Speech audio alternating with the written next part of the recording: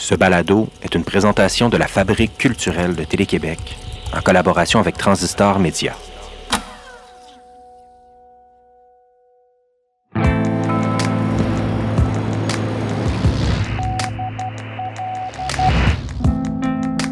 Benoît Pinette a écrit « Depuis le lit de la noirceur, j'éventre la nuit avec les ossements de mes éclaireurs. » Vous écoutez Signal Nocturne.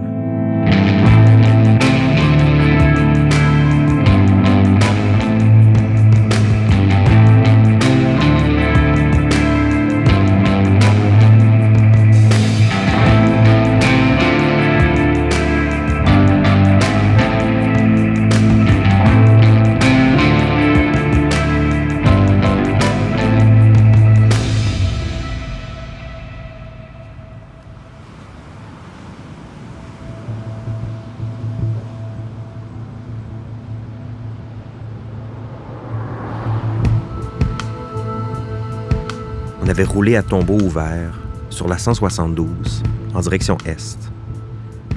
Le moteur de la vanne avait commencé à faire des bruits étranges autour de Sacré-Cœur.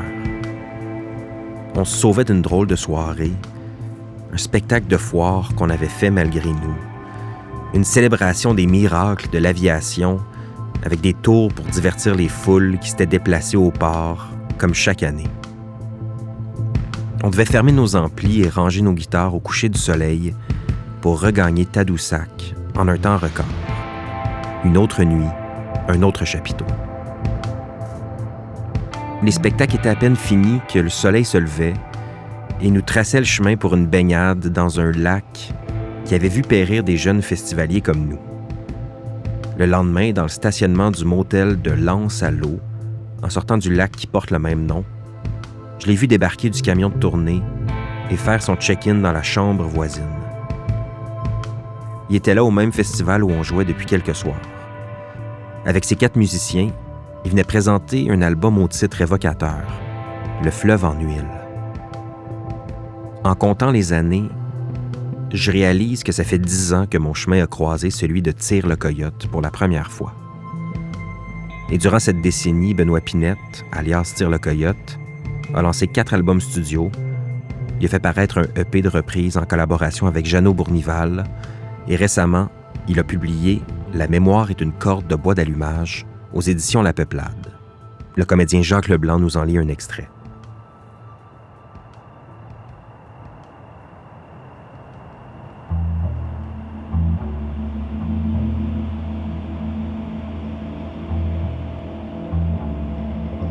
Je dévernis les années, une couche à la fois. C'est par les hallucinations des pièces à conviction. Trafiquer la nature première des racines relève de l'impossible. Je fixe alors l'horloge. J'espionne le temps pour voir s'il veille comme moi au grand démantèlement de l'hérédité. Tout à coup, une certitude. Jamais personne ne bûchera mon arbre généalogique.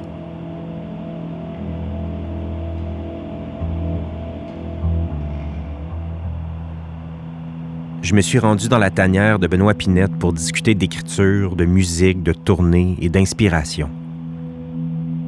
Il va lancer son 5e album au premier tour de l'Évidence en février 2022. Parce que Désherbage, c'est 2017, si ma mémoire est bonne. Oui, ça fait longtemps quand même. Ça fait plus que 4 ans au moment où on se parle. C'est ma plus longue pause. Mais je suis vraiment content, en fait, parce que je me suis quand même demandé si j'avais envie un jour de réécrire des chansons. Là. Tu sais, c'est comme c'est quasiment cliché, là, tu sais, le doute Ouais. de l'artiste. Mais tu sais, après la tournée de Désherbage, j'étais écœuré d'écrire des chansons puis que tout tourne autour de la musique. Fait que de là, l'idée de faire autre chose pendant un certain temps. Fait que la pause est due à cette volonté d'exister ailleurs qu'en musique, mettons. C'est quoi qui te faisait douter quand tu te posais des questions sur continuer ou pas à écrire de la musique? Je pense que j'étais juste fatigué, puis Ouais, ben tu sais, je pense que c'est ça. J'avais juste besoin de m'ennuyer un peu de la chanson puis de tout ce qui englobe ça. Parce que tu sais, faire des spectacles, c'est le fun. Écrire des chansons, c'est le fun aussi, mais tu sais, c'est tout ce qui entoure ça à un moment donné, le côté showbiz et déplacement aussi. Ouais. Surtout les déplacements, en fait, tu sais, l'hôtel, tu sais, au début, les restos, tu sais, au début, quand tu commences, tu tripes bien raide, là, tu te dis, Colin, on me paye pour faire de la musique, j'ai l'hôtel fourni, puis tout ça, mais tu sais, il arrive un moment, surtout quand tu as des enfants, là, tu sais, que c'est pas la partie la plus intéressante, là, puis tu sais, je veux dire, on dort pas dans des hôtels exceptionnels tout le temps, là. Ça arrive des days-in sur le bord de la 40, là. C'était quand même moins intéressant à un moment donné. Mais ceci dit, tu sais, je suis content avec cette pause-là. La pandémie a créé aussi cette... ça m'a défait de ce sentiment d'urgence de devoir absolument produire rapidement.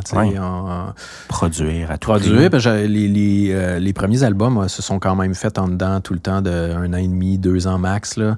Puis, tu sais, je partais dans une tournée, j'écrivais dans le truck. Fait que, tu sais, je finissais une tournée, puis j'étais déjà prêt à rentrer en studio, quasiment tout le temps. Fait que, ce qui fait que je sortais des albums au 1 an et demi. Là. Fait que tu sais... C'est un feu roulant. Là. Ouais, mon acolyte Shampoing, lui, il est comme... tu sais, on disait, après Désherbage, on disait on a tourné 2 ans et demi, mais tu sais, il me rappelait que dans le fond, ça faisait 8 ans qu'on tournait. Là. Parce que tu sais, les seules pauses, c'était les moments pour monter les tunes, puis rentrer en studio, puis on repartait tout de suite. Là. Ouais.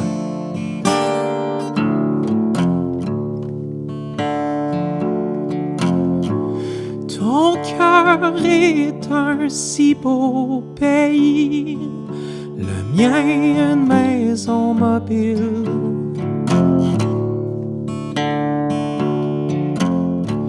Laisse-moi y entrer même sans droit acquis, l'amour y est sans doute fertile.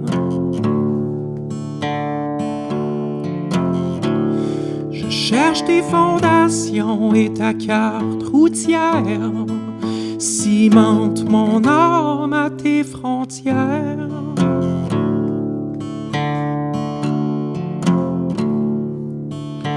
Je connais rien en affaires, mais on peut-tu faire un deal? Voudrais-tu devenir ma révolution tranquille?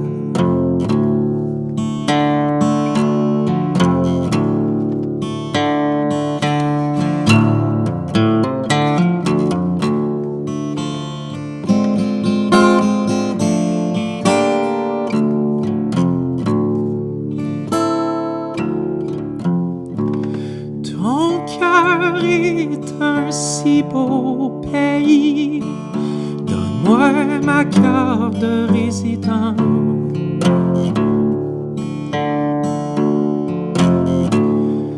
Les élections permettent de faire le tri. Faut que je vise le poste de président.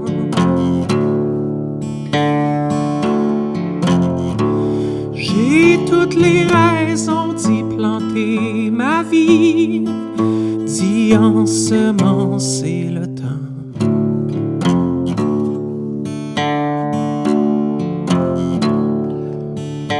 Je connais rien en affaires, mais on peut-tu faire un deal?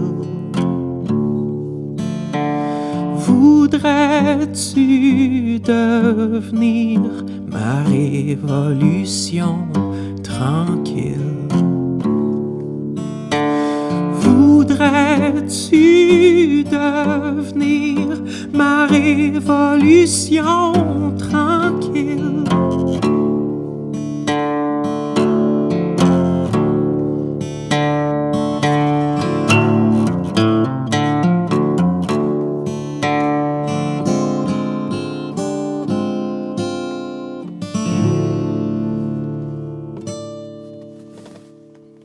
Tu as pris une pause donc entre Désherbage et ton album à sortir début 2022.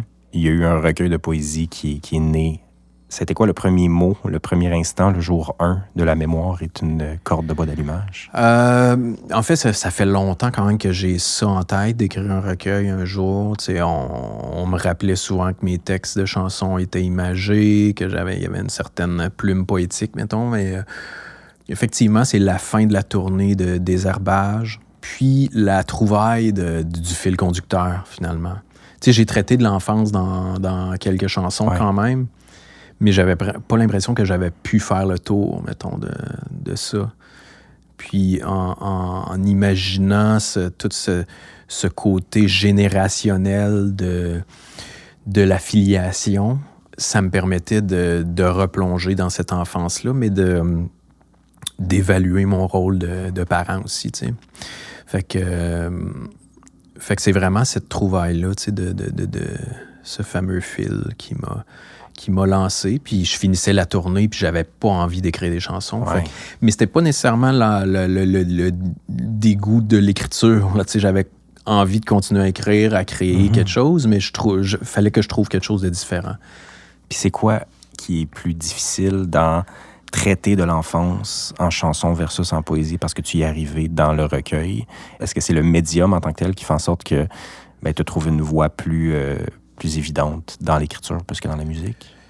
En fait, c'est que dans la poésie, c'est pour ça que j'ai un grand respect, comme pour les auteurs, les écrivains, puis les poètes en général, c'est que tu peux pas te cacher derrière quoi que ce soit. Là, je veux dire, c'est des mots sur une feuille.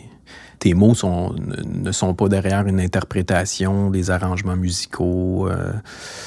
Ce qui fait que tant qu'à le faire, tu finis par plonger réellement dans la thématique, puis tu plonges d'une manière où ça peut comme te brusquer à certains moments, tu sais. Puis en fait, je pense que j'étais rendu là, tu sais. Il y avait quelque chose dans ma vie qui faisait en sorte que si je le faisais pas là, j'allais jamais le faire, tu sais, cette espèce de plongeon-là, puis ce regard-là sur moi-même, finalement. Et sur ma famille aussi, fait que... Ouais, parce que tu parles à tes enfants. Ouais. L'auteur parle à ses enfants. Et j'ai l'impression qu'il y a peut-être quelque chose de l'ordre de la réflexion aussi, peut-être par rapport à ton enfance et ton rapport à ta propre enfance et tes parents, je sais pas. Ah oui, définitivement. L'objectif au départ, avant même, tu sais, j'avais peut-être quelques poèmes écrits, là, mais c'était cette idée-là que j'ai essayé de départager ce qui appartenait à la génétique. Tu sais, on est quand même avec un bagage et certaines blessures générationnelles qui se perpétuent de génération en génération, puis de départager ça et le climat un peu malsain dans lequel j'ai grandi, qui des fois, moi, je mettais je critiquais beaucoup cet environnement-là. J'avais des reproches à faire à mon père en particulier. Mais je me suis rendu compte que, tu sais, ce que je reprochais à mon père, lui, le reprochait à sa mère, puis sa mère le reprochait probablement à ses parents aussi, tu sais. Fait que il arrive un moment où tu te dis, il faut que tu te positionnes, tu sais, puis que cette volonté d'essayer d'être un meilleur être humain, peut-être, là, cette volonté de briser une chaîne, tu sais, quand j'ai eu des enfants, mettons... je me suis rendu compte, là, je veux dire, ils ont 16 mois de différence, puis c'est 2 personnalités complètement différentes, tu sais. Fait que, puis la pression qui vient avec le fait d'être parent, moi, au départ, quand je suis devenu parent, j'essayais pas d'être un bon père, j'essayais de ne pas en être un mauvais, tu sais, ce qui est un peu prendre la chose à l'envers. Ouais. Fait que mon seul objectif, c'était de pas répéter les mêmes erreurs que ce que je reprochais à mon père, puis là, tu finis par... T'es constamment en train de marcher sur des œufs, tu sais. Fait que bref, avec l'écriture de ce livre-là, il y avait comme un peu le désir de peut-être, à travers les mots, de justement briser une chaîne qui est là depuis très longtemps, tu sais, puis d'essayer un peu de faire mieux.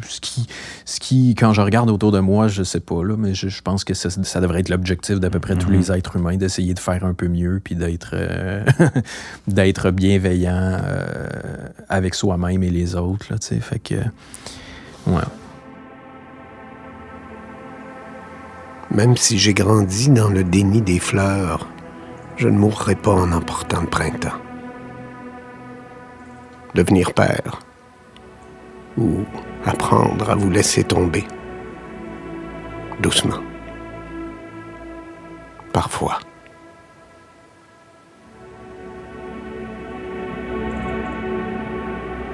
Tous les jours, depuis vous, je tue le vautour ressuscité en mon corps pétrifié, dépose sa carcasse fumante à l'ombre des inquiétudes.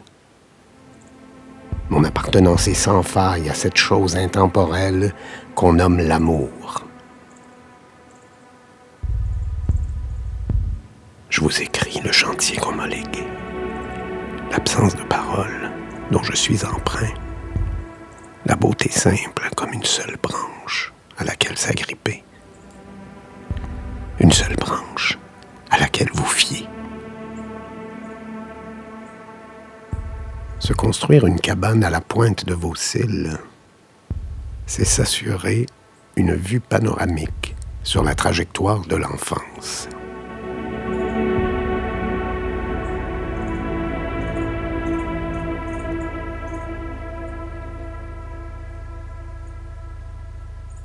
Est-ce que ça a déclenché des réflexions, des conversations, je ne sais pas, avec ton père à la lecture du recueil? Oui, mais c'est le premier qui l'a lu. C'est le premier qui l'a lu, puis je fais la parenthèse, mais j'ai eu deux pères. Là, il est arrivé un moment où lui s'est pris en main à une certaine époque, quand j'étais un peu plus jeune, puis il a arrêté de consommer, fait que ça a changé beaucoup sa personnalité, puis sa manière de voir la vie et le monde, et son rapport à sa famille et aux gens en général, tu sais. Fait que bref, j'en ai parlé plusieurs fois pendant l'écriture avec lui. J'ai envoyé une fois terminé. Puis tu sais, moi, c'était pas une obligation absolue là, de sortir un recueil. Là, tu sais, j'avais envie de le faire pour moi. Il y avait un certain défi derrière ça, là, tu sais, comme l'idée que j'aime ça la poésie. Est-ce que je suis capable de le faire? Fait que ça a parti avec un simple défi personnel. Mais si ça avait créé un malaise, le but, c'était pas de rentrer dans le tas puis de régler des comptes. De régler des comptes, vraiment pas. Je le faisais pas dans cette optique-là du tout. Fait que, ouais.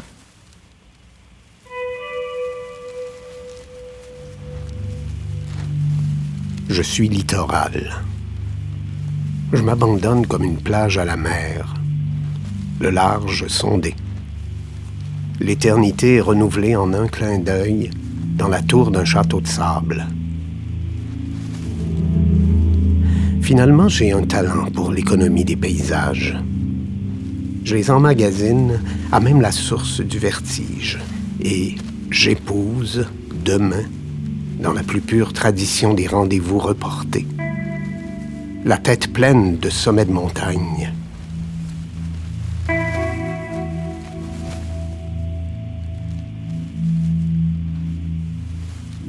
Il n'y a plus rien à dire. Je me tais. L'intime s'immobilise à l'orée d'un temps nouveau. Je veille la honte qui s'écoule comme une promesse. Une fois le cœur entaillé.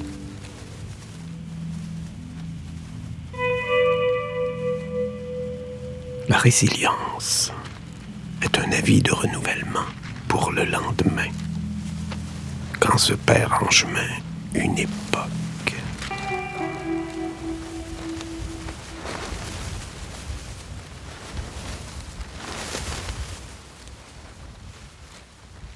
Depuis tantôt, on saute un peu de ta pratique de musicien à ta pratique d'auteur. Est-ce que c'est quelque chose qui te dérange, ça? Ou pour toi, c'est tout communique à travers, sous le même chapeau? C'est le même chapeau, tu sais. Oui. Puis, tu sais, c'est que j'ai un recueil de poésie, là, tu sais, fait que j'ai plus d'expérience d'écriture comme auteur, compositeur, interprète, d'écriture de chansons que de poésie ou autre, là, tu sais. Fait que c'est sûr que c'est plus facile pour moi de ramener ça à la chanson, souvent.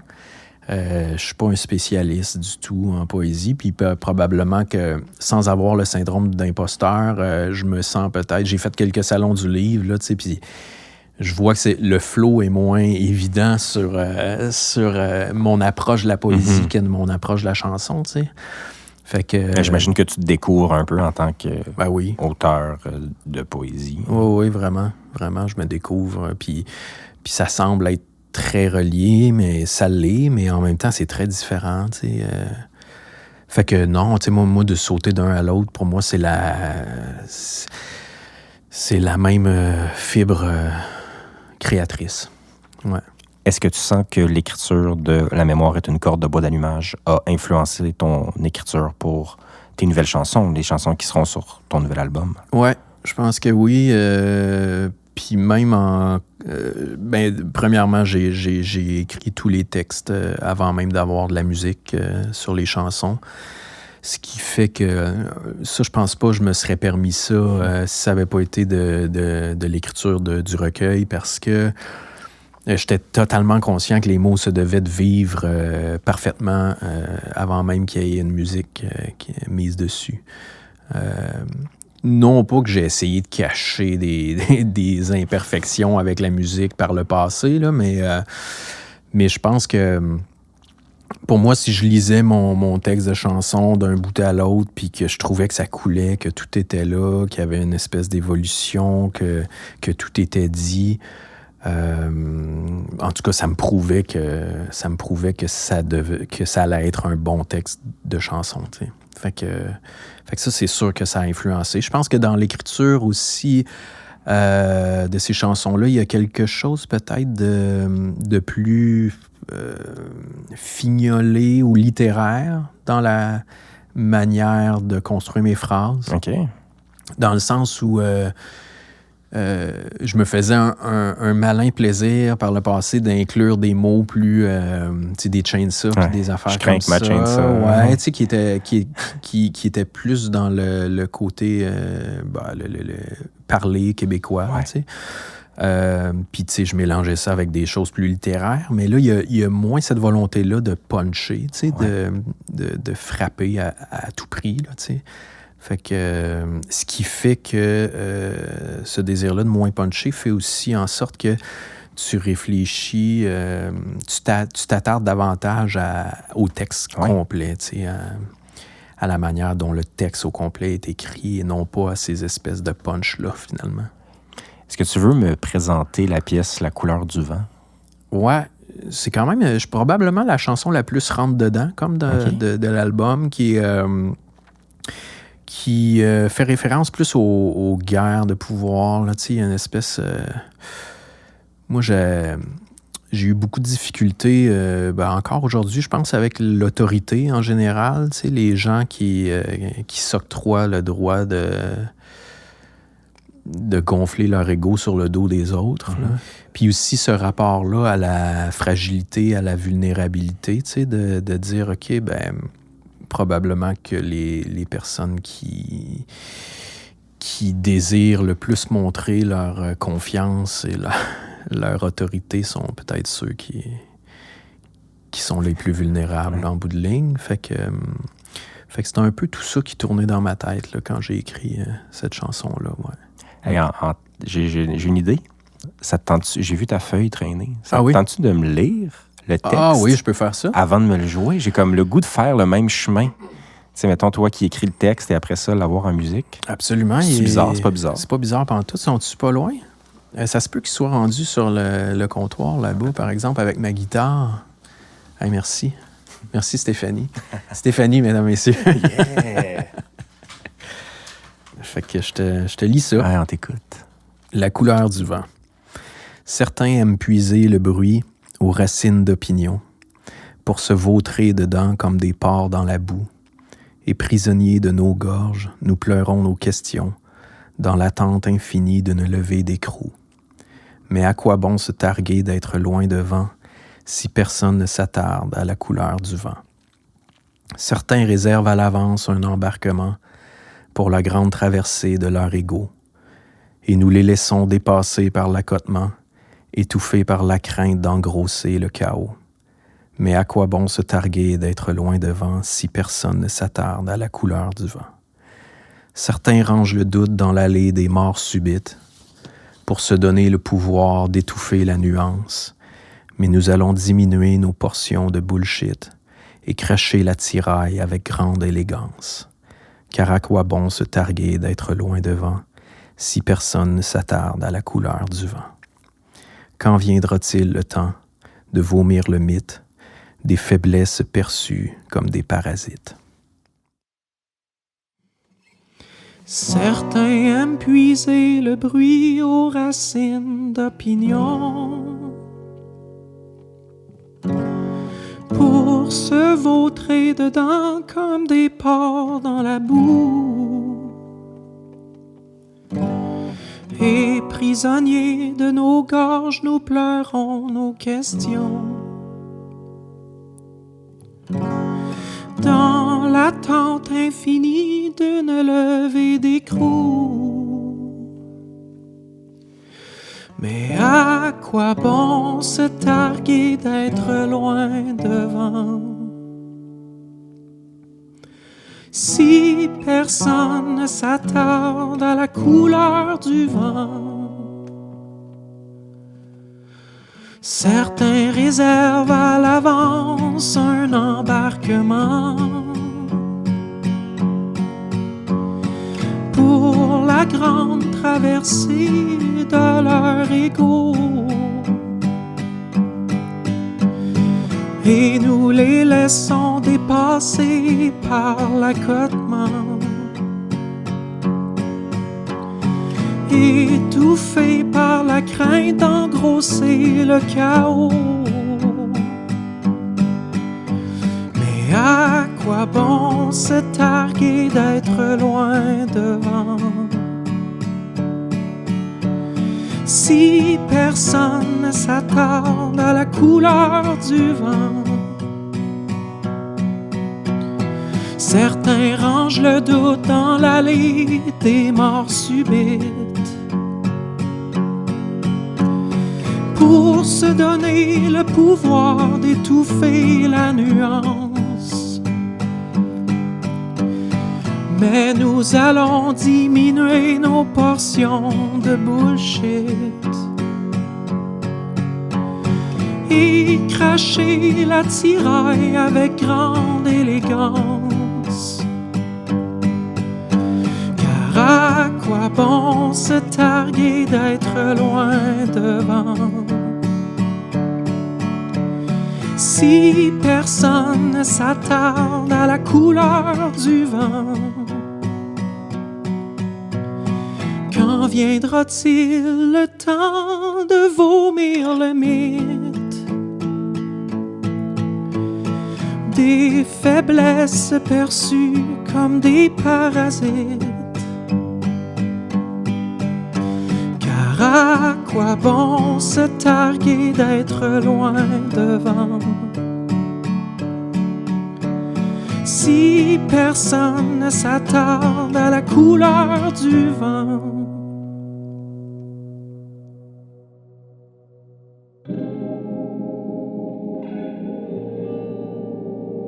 Avant de vous dire au revoir, je tiens à remercier Benoît Pinette qui nous a accueillis chez lui et Jacques Leblanc qui a prêté sa voix au texte de La mémoire est une corde de bois d'allumage. Merci à toute l'équipe de Signal Nocturne, pour Télé-Québec, la coordonnatrice Nadine Deschamps, la technicienne de production Erika Coutu-Lamarche, la chef de contenu Ariane Graton-Jacob, l'édimestre Sophie Richard et la directrice de la Fabrique culturelle et des partenariats, Jeanne Dompierre.